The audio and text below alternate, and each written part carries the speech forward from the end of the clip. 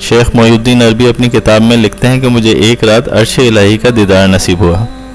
عرش کے چاروں پائے نورانی تھے اور عرش کا سایہ لامتناہی تھا جس کے نیچے خزانہ چھپا ہوا تھا۔ مجھے بتایا گیا کہ نسل آدم کا پوشیدہ خزانہ ہے جس میں ہر شخص کی خواہشات اور حاجات کی قضا موجود ہیں۔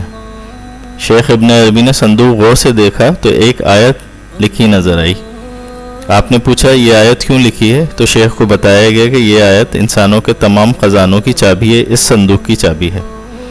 جو کوئی اس آیت کو پڑھے گا اس کے لیے اس خزانے کا تالا کھل جائے گا، اور یہ خزانہ سکون، خوشی، دولت، عظمت اور اخلاق وغیرہ کا نادر نسخہ بھی ہے۔ شیخ فرماتے ہیں کہ جب میں نے اس آیت کا مسلسل استعمال کیا تو غیب کے اسرارات کھلتے گئے اور معلوم ہوا کہ اس میں موت کے سوا تمام حاجات اور مسائل کا حل موجود ہے۔ یہ آیت خاص طور پہ اسٹریس اور ڈپریشن کا بہترین علاج ہے۔ یہی آیت تمام حاجات کے لیے بھی کافی ہے، اور اللہ کے حبیب محمد مصطفیٰ صلی اللہ علیہ وآلہ وسلم سے بھی یہ آیت مسنون ہے۔ آپ نے ایک مرتبہ فرمایا کیا تمہیں میں ایک کلمہ نہ سکھاؤں جو جنت کے خزانوں میں سے ایک خزانہ ہے؟